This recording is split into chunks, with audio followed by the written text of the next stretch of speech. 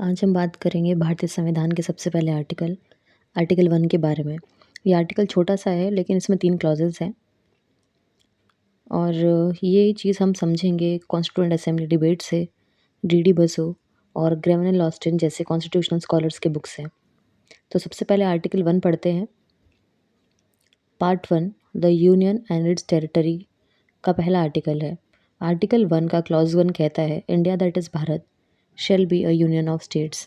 Article 1 clause 2 states और उनके territories first schedule में दिए गए हैं। आर्टिकल 1 क्लॉज 3 इंडिया की टेरिटरी में 3 चीज़ें शामिल होंगी। सबसे पहले स्टेट्स के टेरिटरीज, दूसरा यूनियन टेरिटरीज जो फर्स्ट शेड्यूल में स्पेसिफाई की गई है, और तीसरा है और ऐसी टेरिटरीज जो फ्यूचर में एक्वायर की जा सकती है। बस यही है आर्टिकल नंबर 1। लेकिन इसकी हिस्ट्री हम समझते हैं।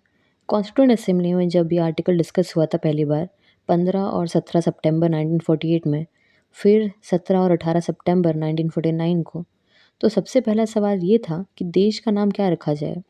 कुछ मेंबर चाहते थे कि सिर्फ भारत नाम यूज़ हो क्योंकि इसमें हिस्टोरिकल और कल्चरल पेडिग्री ज़्यादा है, ये पुराना और एंशिएंट टेक्स्ट में यूज़ होता है, और दूसरी तरफ इंडिया नाम ऑलरेडी इंटरनेशनल लेवल पर इस्टेब्लिश हो चुका था।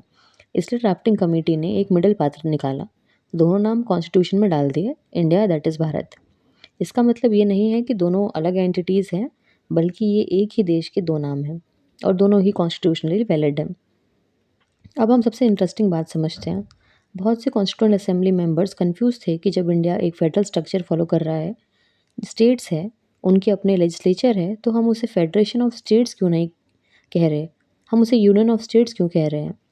तो ड्राफ्ट कॉन्स्टिट्यूशन प्रेजेंट करते वक्त हमारे ड्राफ्टिंग कमेटी के जो चेयरमैन थे डॉक्टर भीमराव अंबेडकर, उन्होंने एक्सप्लेन किया कि यूनियन ऑफ स्टेट्स टर्म इसलिए यूज़ किया है ताकि ये कंफर्म हो जाए कि स्टेट्स को इंडिया से अलग नहीं किया जा सकता।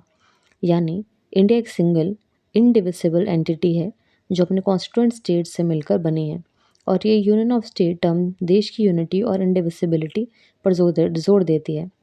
दूसरा, अंबेडकर जी ने हाईलाइट किया कि ये फेडरेशन किसी स्टेट के आपस के एग्रीमेंट का रिजल्ट नहीं है। कोई भी स्टेट यूनियन से सीड नहीं कर सकती। कंपेयर करें तो यूएसए में स्टेट ने आपस में ट्रीटी करके एक कंट्री बनाई थी, मतलब पहले स्टेट्स थी फिर उन्होंने मिलकर यूनियन बनाया। इंडिया में उल्टा हुआ, पहले एक सेंट्रल पावर ने स्टेट्स को डिफाइन किया। स्टेट्स इंडिपेंडेंट एग्जिस्टेंस में पहले से नहीं थे। इसीलिए स्कॉलर्स अक्सर एक फ्रेज़ यूज़ करते हैं, indestructible union of destructible states, मतलब यूनियन खुद कभी ख़त्म नहीं हो सकता या टूट नहीं सकता, लेकिन इंडिविजुअल स्टेट की बाउंड्रीज, नाम या एग्जिस्टेंस पार्लियामेंट बदल सकती है। जैसे आर्टिकल नंबर 3 के थ्रू नए स्टेट्स बनना, पुराने स्टेट्स को मर्ज करना, उनके नाम चेंज करना। यही वजह है कि जब भी पार्लियामेंट चाहे वो सिंपल मेजॉरिटी से नए स्टेट्स बना सकती है या पुराने स्टेट को रीऑर्गेनाइज कर सकती है। जैसे 2000 में छत्तीसगढ़, उत्तराखंड और झारखंड बने, और 2014 में तेलंगाना, और 2019 में Jammu and Kashmir reorganisation act के थ्रू जम्मू एंड कश्मीर को यूनियन टेरिटरी कन्वर्ट कर दिया। ये सब पॉसिबल है क्योंकि स्टेट्स की टेरिटोरियल इंटीग्रिटी कॉन्स्टिट्यूशनली गारंटेड नहीं है, सिर्फ इंडिया की ओवरऑल यूनिटी गारंटेड है। आर्टिकल 1 क्लॉज 3 इंडिया की टेरिटरी को 3 पार्ट्स में डिफाइन करता है। सबसे पहले स्टेट्स के टेरिटरीज जो फर्स्ट शेड्यूल में लिस्ट की गई है, जैसे यूपी, महाराष्ट्र, तमिलनाडु। सेकंड, जैसे दिल्ली, यूनियन टेरिटरीज जैसे दिल्ली, चंडीगढ़, अंडमान एंड निकोबार, लद्दाख, ये डायरेक्ट यूनियन गवर्नमेंट के एडमिनिस्ट्रेशन के अंडर आती है। थर्ड है ऐसे टेरिटरीज जो फ्यूचर में एक्वायर की जा सकती है। ये एक ओपन एंडेड प्रोविजन है जो इंडिया को फ्लेक्सिबिलिटी देता है कि अगर फ्यूचर में कोई नई टेरिटरी लीगली एक्वायर हो तो वो ऑटोमेटिकली इंडिया का पार्ट बन जाए। इस तीसरे clause article 1 clause 3 section C पर एक बहुत ही इम्पोर्टेंट सुप्रीम कोर्ट केस हुआ था जिसका नाम था द बेरुबारी यूनियन केस 1960 में। अब हम इसको समझते हैं। ये केस आर्टिकल 1 की सबसे अथॉरिटेटिव जुडिशियल इंटरप्रिटेशन माना जाता है, इसलिए थोड़ा डिटेल में समझते हैं। बैकग्राउंड, 1947 के पार्टीशन के बाद बेरुबारी नाम की एक जगह, छोटी सी टेरिटरी, जलपाईगुड़ी डिस्ट्रिक्ट, वेस्ट बंगाल में इंडिया और पाकिस्तान के बीच डिस्प्यूट का विषय बन गई। रेडक्लिफ बाउंड्री कमीशन के अवार्ड के थ्रू बेरुबारी को पाकिस्तान को देने का सवाल उठा, और ये सवाल उठाया गया कि क्या ये सेशन सिर्फ पार्लियामेंट्री लेजिस्लेशन से हो सकता है या आर्टिकल 378 के थ्रू कॉन्स्टिट्यूशनल अमेंडमेंट ज़रूरी है। ये डिस्प्यूट फाइनली 1958 के नेहरू नून एग्रीमेंट से सॉल्व हुआ, जिसमें बेरोबारी को आधा आधा डिवाइड कर लिया गया। प्रेसिडेंट ने सुप्रीम कोर्ट से रेफरेंस मांगा आर्टिकल 143 के अंदर कि क्या पार्लियामेंट सिर्फ ऑर्डिनरी लॉ बनाकर इंडियन टेरिटरी को किसी फॉरेन कंट्री को दे सकता है। सुप्रीम कोर्ट का होल्डिंग बहुत इंटरेस्टिंग था। कोर्ट ने कहा कि article number 1 clause 3 section C India को टेरिटरी एक्वायर करने का पावर देता है, लेकिन ये आर्टिकल टेरिटरी सीड करने यानी दूसरे देश को देने का पावर नहीं देता। ये सिर्फ नए एक्वायर किए गए फॉरेन टेरिटरीज को इंडिया में एब्जॉर्ब करने का प्रोविज़न है। कोर्ट ने डिसाइड किया कि बेरोबारी एग्रीमेंट को इम्प्लीमेंट करने के लिए आर्टिकल 368 के अंडर कॉन्स्टिट्यूशनल अमेंडमेंट ज़रूरी है, क्योंकि ऑर्डिनरी आर्टिकल 3 के प्रोसेस से इतना बड़ा सोवर्निटी रिलेटेड स्टेप नहीं लिया जा सकता। इसी से ये भी क्लियर हुआ कि पार्लियामेंट आर्टिकल 1 को बिना किसी लिमिट के अमेंड कर सकता है, जिसमें इंडिया की टेरिटरीज किसी फॉरेन स्टेट को सीड करने का पावर भी शामिल है, अगर प्रॉपर अमेंडमेंट प्रोसीजर फॉलो किया जाए। तो इसके बाद हुआ क्या? इसके बाद 1960 में 9th कॉन्स्टिट्यूशनल अमेंडमेंट एक्ट पास हुआ, जिससे बेरोबारी का वो हिस्सा ऑफिशियली पाकिस्तान, जो कि बाद में बांग्लादेश को ट्रांसफ़र हो पाया। ये केस हमें सिखाता है कि आर्टिकल 1 सिर्फ एक डेक्लेरेटरी प्रोविज़न नहीं है, इसका प्रैक्टिकल, जुडिशियल और पॉलिटिकल सिग्निफिकेंस बहुत डीप है। इसी तरह का एक और इम्पॉर्टेंट केस है state of West Bengal versus union of India.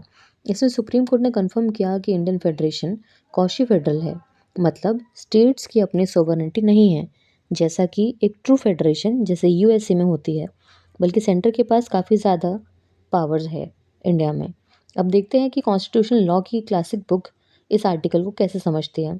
DD Basu introduction to the constitution of India, इस बुक में डिटेल से डिस्कस किया गया है कि कैसे Indian federation federal in the form but unitarian spirit है।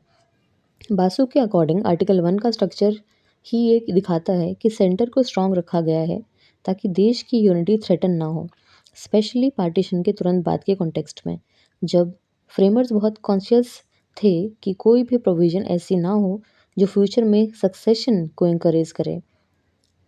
ग्रेवनल Austin the Indian constitution cornerstone of a nation अपनी फेमस बुक में लिखते हैं कोऑपरेटिव फेडरलिज्म, और इस मॉडल को समझाते हैं जहां सेंटर और स्टेट दोनों एक दूसरे पर डिपेंड करते हैं, लेकिन फाइनल अथॉरिटी और रेसिड्यूरी पावर सेंटर के पास है। उनके हिसाब से आर्टिकल 1 इस पूरी फिलॉसफी का फाउंडेशन स्टोन है। अब हम समझते हैं MP Jain Indian constitutional law.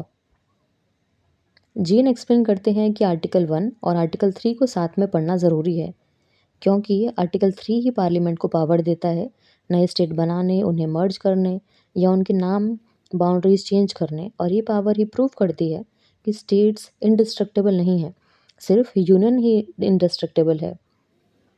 और कॉन्स्टिट्यूएंट असेंबली डिबेट्स सीएडी का ओरिजिनल रिकॉर्ड भी बहुत वैल्यूएबल सोर्स है। उसमें डॉक्टर भीमराव अंबेडकर ने अपने वर्ड्स अवेलेबल हैं जो वो बार बार क्लैरिटी करते हैं कि यूनियन वर्ड डेलिबरेटली चूज़ किया गया है ताकि कोई भी स्टेट कभी ये आर्ग्यू ना कर सके कि अब वो अपनी मर्जी से इंडिया से बाहर निकल सकती है। तो आर्टिकल 1 सिर्फ हिस्टोरिकल या एकेडमिक इंटरेस्ट का टॉपिक नहीं है, इसका प्रैक्टिकल इम्पैक्ट भी है। जैसे कि जब भी कोई नया स्टेट बनता है, जैसे तेलंगाना 2014 में आया, या यूनियन टेरिटरी रिकॉग्नाइज होती है जैसे 2019 में जम्मू एंड कश्मीर, तो लीगल बेसिस आर्टिकल 1 और आर्टिकल 3 ही होते हैं। जब भी कोई पॉलिटिकल मूवमेंट अलग देश या सक्सेशन की बात करता है, तो कॉन्स्टिट्यूशनली उसको भी लीगल वैलिडिटी नहीं मिलती, क्योंकि आर्टिकल 1 का पूरा स्ट्रक्चर ही इस बात पर बेस्ड है कि कोई भी स्टेट यूनियन से सेपरेट नहीं हो सकता। So this was about article number 1. We'll continue with the next article in the next video. Thank you.